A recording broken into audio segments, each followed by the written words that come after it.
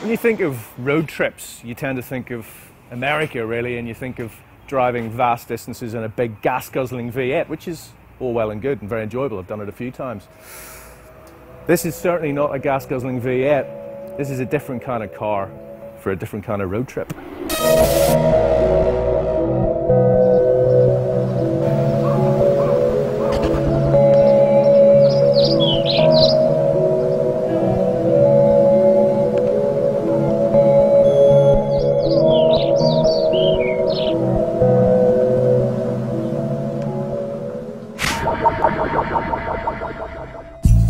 So this is the Honda CRZ, or Z as the locals insist on calling it.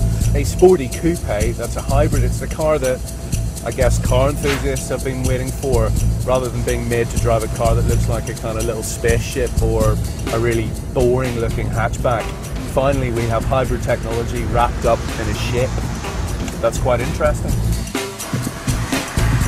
And it is an interesting looking car. In fact, car designers talk about a thing called DRGs, which is down the road graphics. You might want to make a note of that so you can impress your friends in the pub later. And this car's got terrific DRGs. It looks good in pictures, but you need to see it in the flesh, really. And as for how it actually drives, well, I'm hugely impressed. And I'm impressed with things I didn't expect to be impressed with. It's not a particularly powerful car. It takes more than 10 seconds to do 0 to 60. But the whole point about the CRZ is that you have to kind of recalibrate what you expect from a car. It's a sporty car, but not necessarily a sports car. And it should have a fairly high feel-good factor. And of course, it only chucks out 117 grams per kilometre of CO2. So there's a feel-good there if you care about that sort of thing, which obviously we all do. One of the other measures that car engineers will wibble on about is NVH, that's noise, vibration and harshness. I'll be honest, I thought this car was going to have a bit of a problem in those areas, but its NVH is really very, very good. It means you can drive along on a motorway at 70 or maybe 80 miles an hour perfectly happily, surprisingly refined. There's not too much wind noise, there's not too much tyre noise, there isn't that much mechanical noise. No one's going to confuse that with a Ferrari 430 Scuderia, but it's good, you know. I tell you what, they do wonderful scenery in this country, but they also do traffic jams like you would not believe.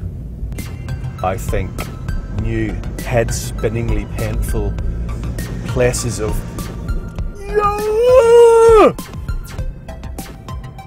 never known anything like it.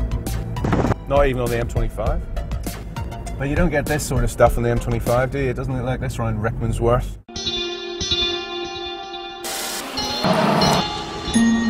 Last time I checked, we were driving through the Japanese countryside. We're in a place called Kikikawa. Look what we find!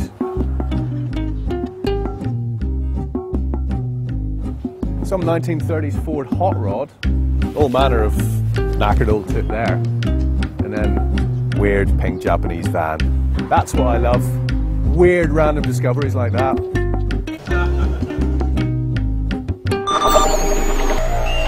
When you've been driving for as long as we have on this trip, we have been nailing it. So I've spent a lot of time in this car. It has become a second home. And never, at no point at all in the proceedings have I walked towards this car and thought, I really don't want to get in this thing again. You know, I'm comfortable in it. It just feels, has a kind of friendly quality to it. The central pod here has the rev counter around the outside and this kind of pulsing orb in the middle that projects your speed. If I go into economy mode, it changes colour. There's another thing you get when you get into a car that you haven't driven before, and all cars communicate this. It's just that sense of structure and solidity, a kind of integrity. And this car really has it, actually. Again, I didn't really expect that, because the inside doesn't feel really solid enough. This has moved it on quite a few leagues. It's much better.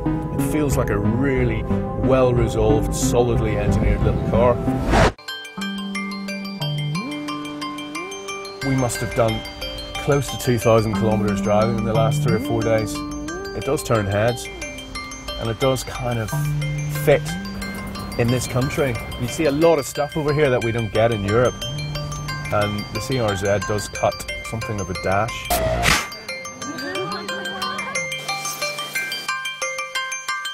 You can see it for yourself. You can decide whether you like it or not. But I'll say this for the CRZ. I think it works.